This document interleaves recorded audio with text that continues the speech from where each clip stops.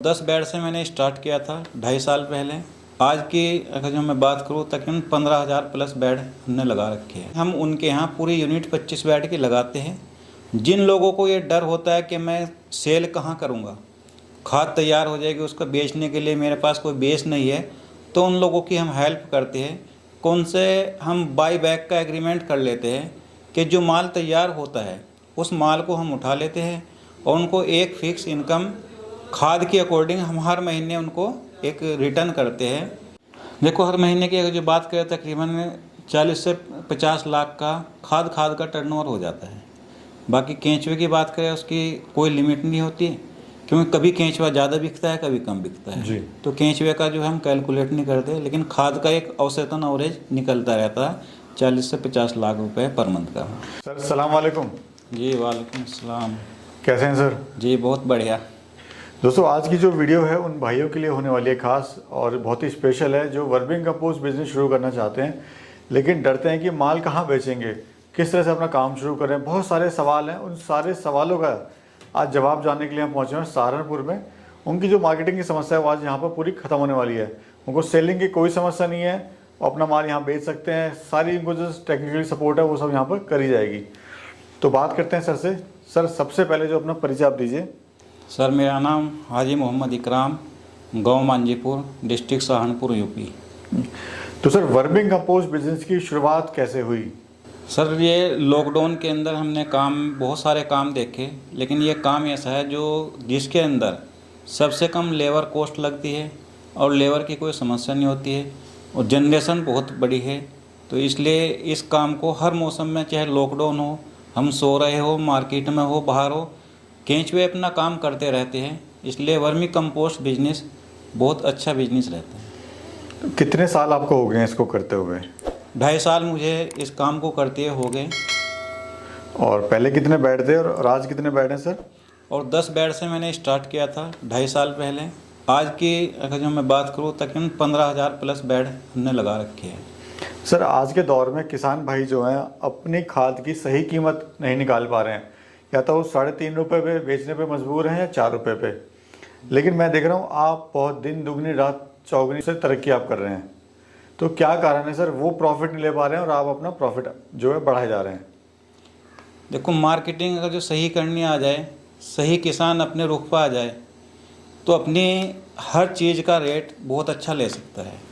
जैसे हम ऑर्गेनिक की बात करते हैं, आज किसान अपने खेत के अंदर जहर डालता है और अपनी इस फसल या सब्जी मंडी में बेच के जाने के बाद बेचनी पड़ती है बहुत हल्के रेट पे, कम रेट पे।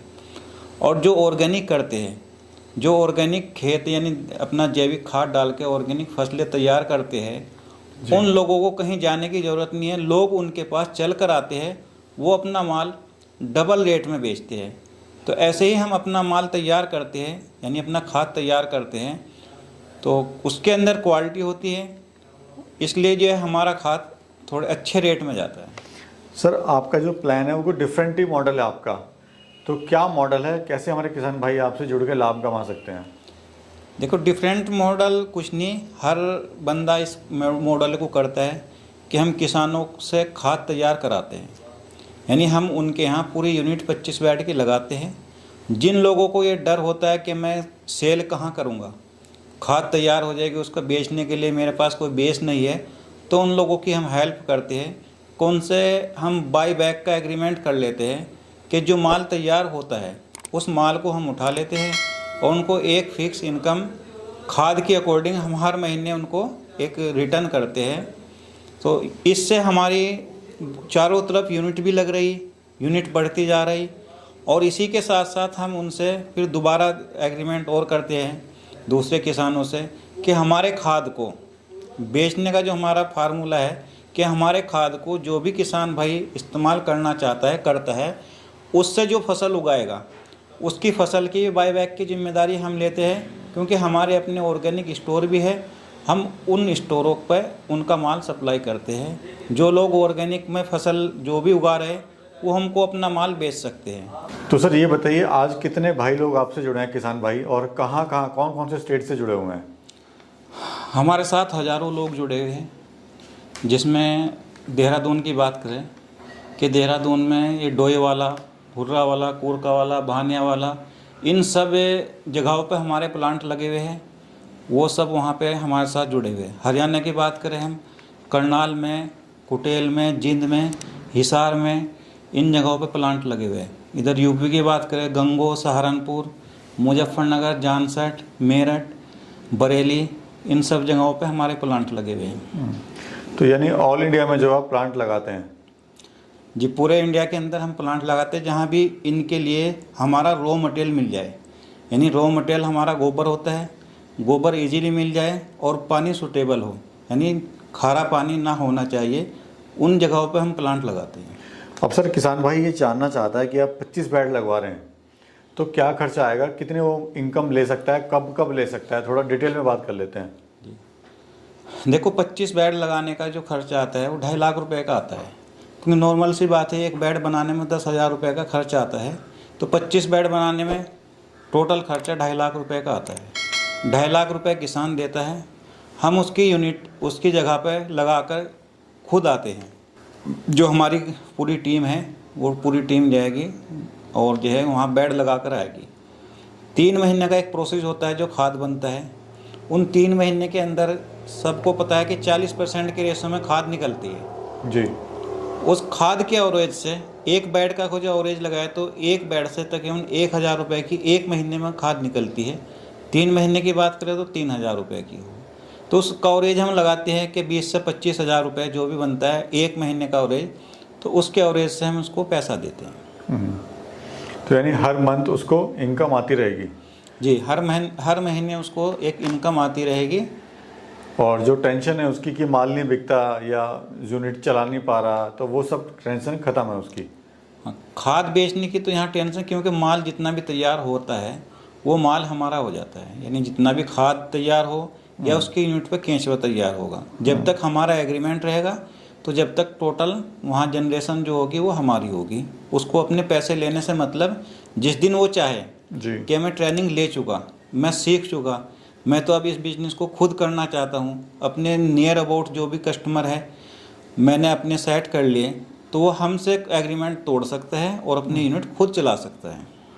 ठीक है सर, अब जान लेते हैं आपको प्रॉफिट कितना हो रहा है। सर आप लगभग 2.5-3 साल से कर रहे हैं इस काम को, जी, तो मुनाफा सर बताइए कितना आपको मुनाफा हो रहा है? देखो, हर महीने की अगर जो बात करें तकरीबन 40 से 50 लाख का खाद का टर्नओवर हो जाता है।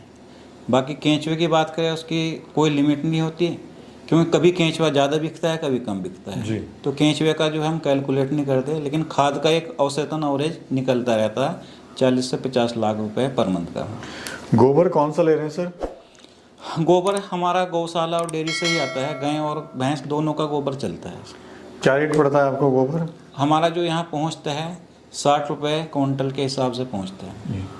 अलग से आप केचुआ खाद नहीं देते हैं, ये आपका पैकेज है 25 बेड का, उसी के अकॉर्डिंग आप देते हैं? नहीं, कोई अपनी मर्जी से केंचुआ ले जा कर के अपने यहाँ यूनिट लगाना चाहता है, खुद चलाना चाहता है तो वो चला सकता है। हम उसमें पूरी हेल्प करते हैं। और इसमें भी अगर जो फर्स्ट टाइम ले जाने के बाद कोई भी भाई हमारा 10 या 20 बेड का, कम से कम 10 बेड का केंचुआ या 20 बेड का केंचुआ लेकर जाता है और किसी कारणवश वो सबसे पहले उसको डाउट होता है कहीं लाने के बाद मर ना जाए, कि अगर जो पहली बार मर भी गया तो हम केंचुआ दोबारा उसको फ्री देंगे, ये हम फैसिलिटी प्रोवाइड कराते हैं। क्या रेट का देते हैं सर केचुआ?